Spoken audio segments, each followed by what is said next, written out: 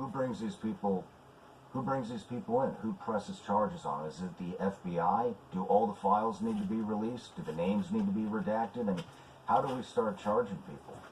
What's the process? I think there are three buckets. First, let's start the investigation with just the files that have been released, right? Like there's a lot that still needs to be released that was protected and redacted, but there are enough names in there that can be investigated. The FBI, the DOJ should start to interview under oath every single person who is in correspondence about going to the ranch or the home where there were parties with underage girls or the island. And Congress simultaneously should start a committee, a subcommittee under the oversight and announce hearings. I don't know why Comer doesn't do that. I mean, Comer is all into holding accountability. Fine. He wants to do the deposition with the Clintons. Fine. Have Trump. Fine. But what about the hundreds of other people? Why aren't we hauling them in this year in Congress under Comer? I'll vote for every subpoena. Nancy Mace said subpoena Gates. I said yes.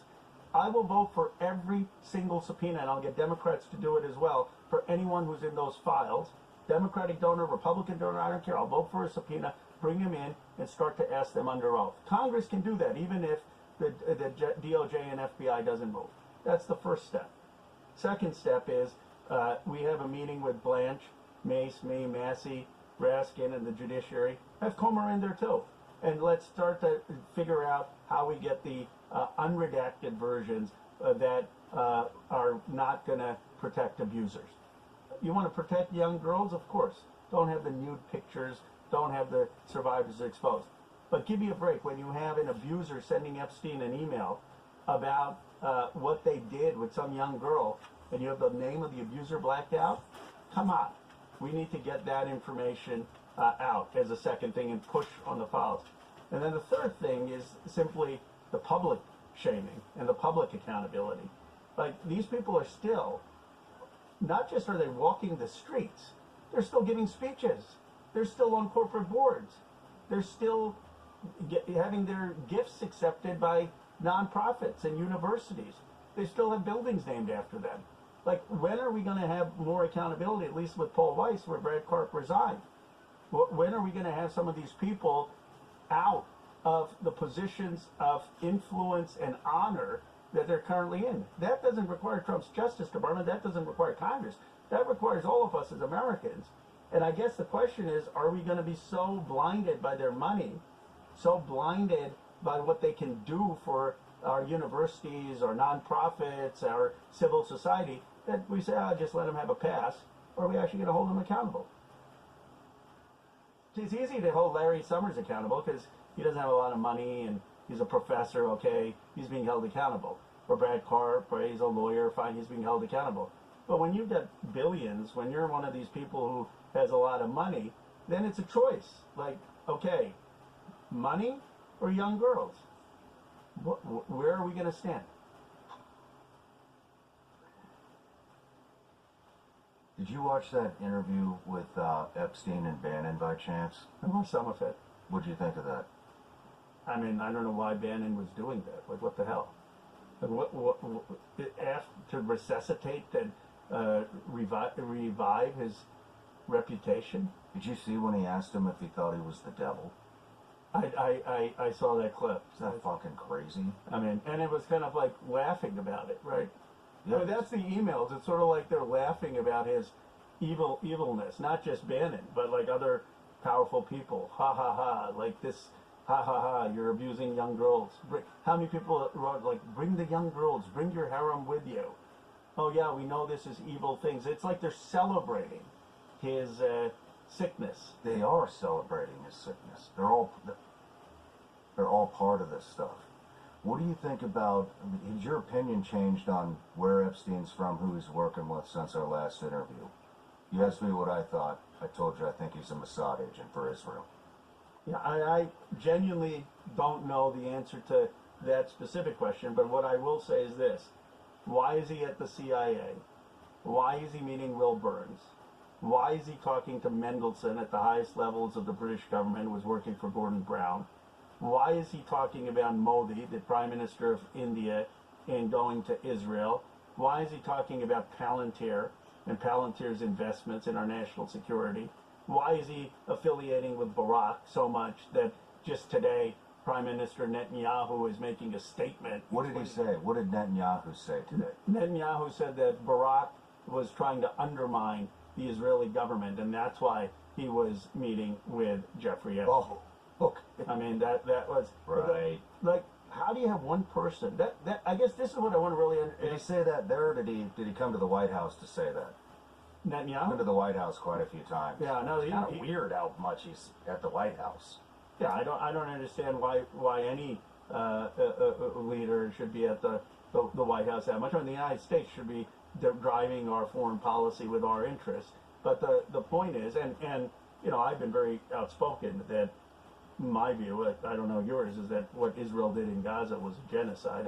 I do not believe that we should have been. 100% with you, Ro. Yeah, 100% with you. It's fucking disgusting. How many kids got killed? there's thousands. 20,000 kids. 20,000 kids. And you're in my tax dollars went for that. You know, I voted no. I was one of 37 Democrats who voted no on the 14 billion. That's why we don't want to raise taxes, Ro. Can't be killing fucking kids. Right. Can't be sending political elites to rape kids. But Sorry, I'm losing my mom. Getting fucking pissed.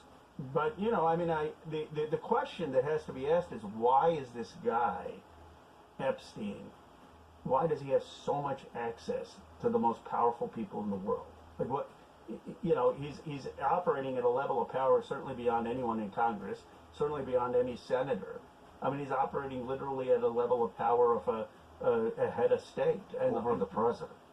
It's insane. It's I mean, in that interview, he's talking about when the the 2008 collapse happened. He's got, who did he have on the phone? He had, in jail, he's got, I think he said, like, Bear Stearns in one hand and J.P. Morgan on the other. Literally talking to them at the same time about what's going on. right. I mean, why the fuck are the leaders of those financial institutions calling an inmate in prison to figure out what the hell is going on? A pedophile. Yeah. A pedophile that Yeah. they were all hanging out with. And then Gordon Brown's Mendelsohn, his aide, is giving Epstein tips before UK acts that they're going to bail out the euro, and Epstein is engaged in trading on that information.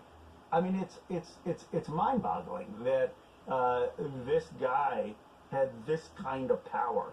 And your point about, like, how did he accumulate that power is in my view, the central question. There are two big questions. One, like, how do we have an elite that basically thinks it's okay to show up to an island where young girls are being raped? And how is it possible that everyone in all our society, from finance to arts to Hollywood to tech to real estate, is caught up in this mess? Like, it's disgusting. But then the second issue is, who is this guy Epstein? How does he have this kind of access? That's not conspiratorial. Now we have You know how we install straw men in foreign countries to control it? Yeah, I mean, we have. That's how this happens, Ro. That's how this happens. What do you mean by that? He was installed. In the U.S. I mean, look, I think we need to ask all the questions. I try to stick to what I know, but these files have made me Just question. giving you stuff to think about. Yeah, I mean, these files have made me question why he has this kind of access to these many foreign leaders, why he has this kind of access to our CIA, why he's involved in some of the most critical investments in companies like Palantir or others that are now so enshrined in our national security. Why is he so connected to some of the enormous tech leaders? Like, why is he connected to the most powerful people in finance and real estate? You can't just, someone's like, oh, he's just collects rich and people and elites. No, this is not just a socialite. You know, you don't have, a socialite doesn't get to go speak to heads of state and get to talk to every billionaire and get to talk to the most powerful people and direct that kind of attention. And that's an unanswered question. And that should be the investigation. There should probably be a commission. The president, next president, or this president should appoint a commission to understand who Jeffrey Epstein was and what his motives were and why he was operating. That's a national security question. I think this is the biggest concern of national security that we have right now. Most professionals believe their career is safe